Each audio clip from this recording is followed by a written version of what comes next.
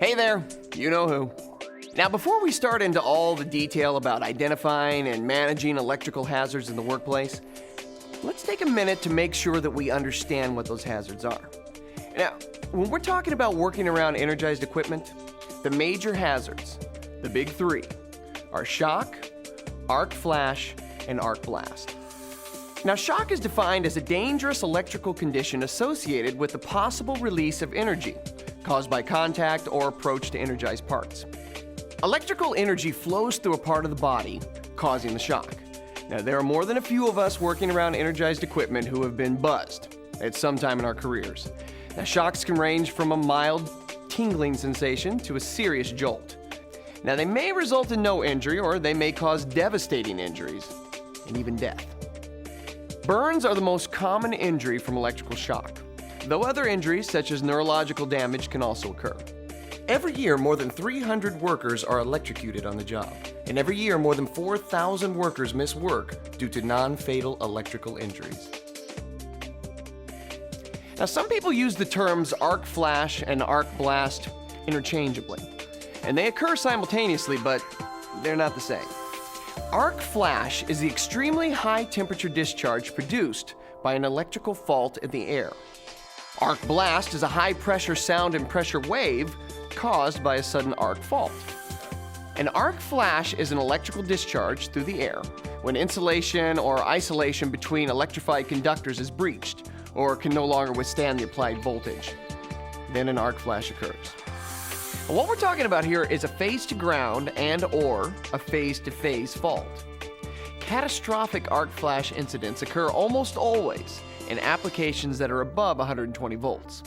Now, they can happen when electrical equipment is being serviced, maintained, or inspected. Now, the temperature of an arc can reach more than 35,000 degrees Fahrenheit. 35,000 degrees. I mean, steel melts at around 2,800 degrees. So an arc flash puts out more than 12 times that amount of heat. Now, an arc flash is characterized by a brilliant flash of light and a loud noise like the sound of an explosion. This flash of light has been responsible for causing blindness, and the blast of sound has caused hearing damage and deafness. Now, when an arc flash occurs, an enormous amount of concentrated radiant energy explodes outward from the electrical equipment.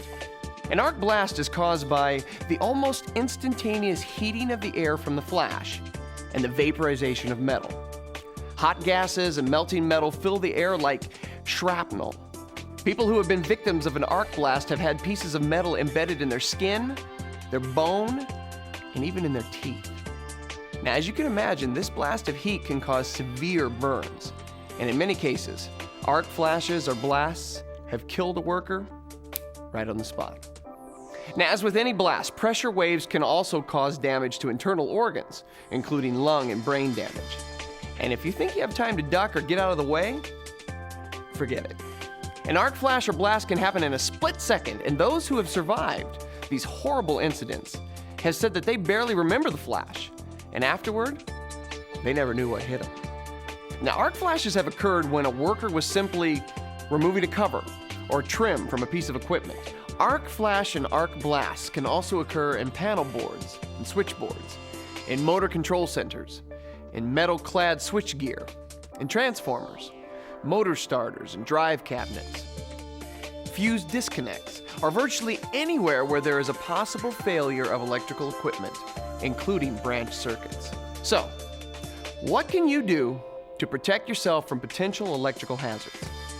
Now, the very first issue that you need to address is, can the equipment be de-energized? Now, in the interest of working safely, always do whatever you can to work on de-energized equipment, and never assume. If someone tells you that the equipment is de-energized, don't take his or her word for it. Verify that the equipment truly is de-energized. And next, you gotta ask yourself, am I qualified for the task I'm about to perform? Are you able to distinguish energized from de-energized? Are you able to determine the nominal voltage of the equipment to be worked on? Do you understand the safe approach boundaries for shock hazards as described in NFPA 70E? Do you know where the flash boundary is and what the incident energy exposure is where you will be working?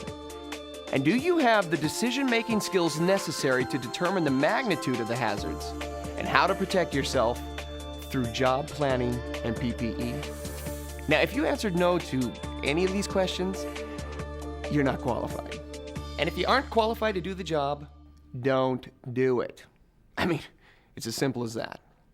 And by the way, for more information about job planning, check out the job planning program on this DVD. Next, you need to do a hazard analysis. Now, complete the analysis by identifying, eliminating, or reducing as many hazards as possible. Once remaining hazards are identified, then determine the level of PPE that you need to do the job safely. Procure the PPE, and make sure that you've had training on the equipment and the procedure at hand. And this training should include how to recognize and avoid hazards, the PPE policy, the energized electrical work policy, lockout, tagout procedures, and requirements for achieving an electrical safe work condition. Okay, now let's talk about your personal protective equipment. Now, you know the old saying, the best PPE in the world does no good if you don't use it, and use it correctly. Now, those who do not wear protective clothing while working on or around energized equipment are not only in violation of the standard, but are foolishly putting themselves in harm's way. The heat that is generated by an arc flash has the potential to ignite non-flame resistant clothing. Polyesters and other man-made materials such as acetate, nylon, polypropylene, and spandex may melt to the skin, causing second and third degree burns.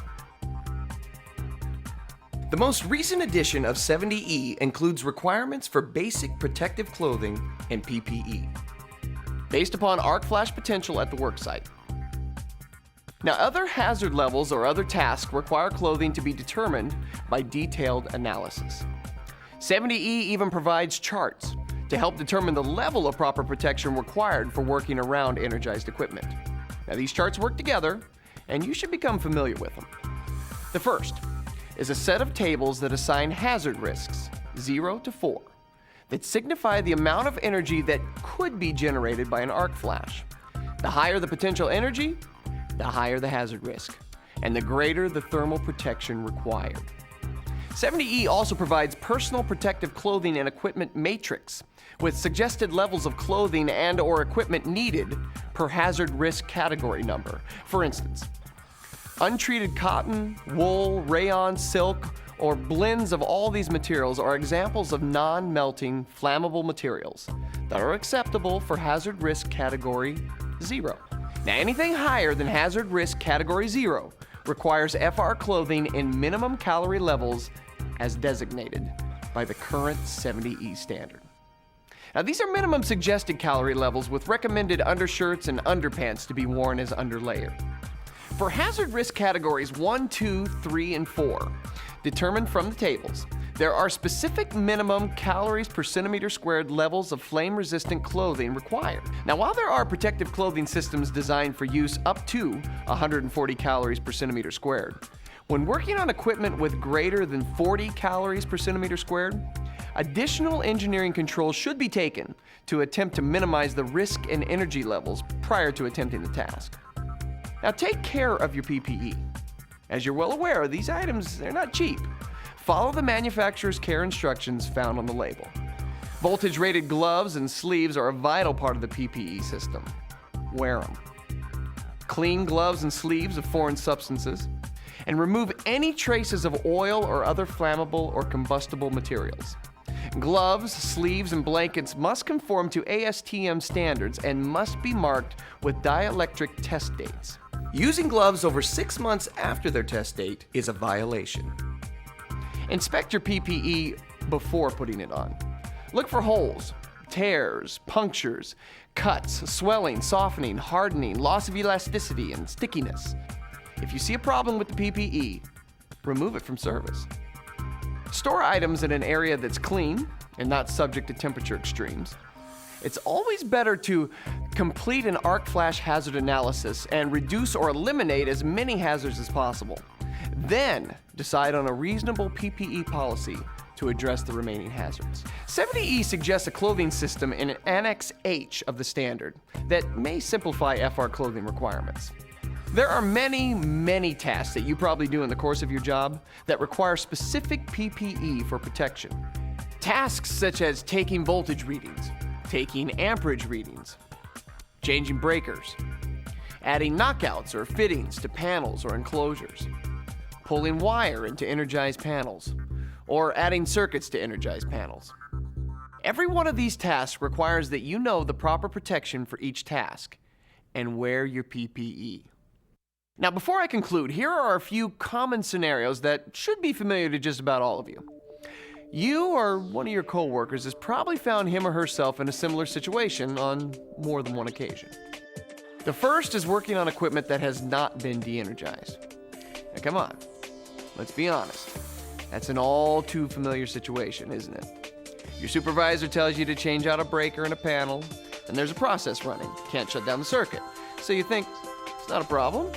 You've worked on energized equipment dozens of times, making hot taps for a feed, replacing lighting fixtures without de-energizing the circuit. But just because you've done it dozens of times, doesn't mean it's no big deal. It means you've been lucky. And this time, your luck could run out. Now, if you've watched the job planning program on this DVD, you've heard me say, never assume and always do everything you can to ensure that you're working on de-energized equipment. When you're working on or around energized equipment, you're playing with fire. Literally. Okay, our next scenario deals with one of the other programs on this DVD. Test before you touch.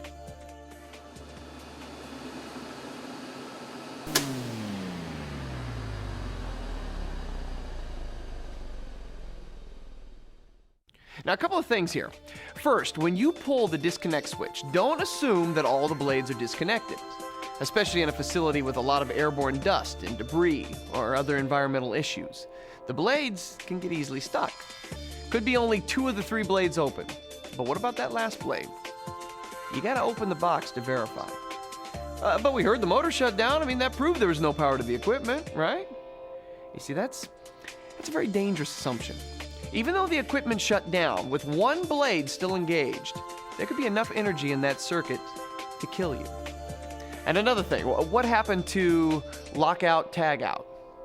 Even if you're doing only a 5-minute project, you gotta lock out that circuit if you possibly can. And as you can see by this example, even the lockout, tagout procedure is potentially hazardous until the disconnects have been proven to work and the voltage has proven to be off. Let's look at scenario number 3, lack of respect for electrical hazards. Now look at Bill. Because he's working on what he considers to be a low voltage job, 480, he feels like he doesn't need gloves, or any other PPE for that matter.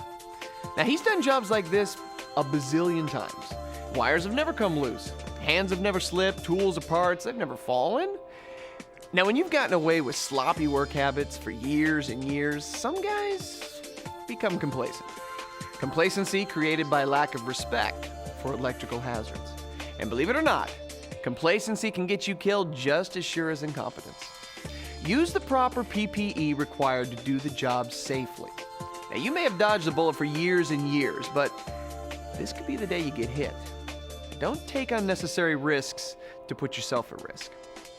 Now, this last scenario is something that we need to all think about every time we go to work. Are you being set up? I mean, Bill started out on the right foot.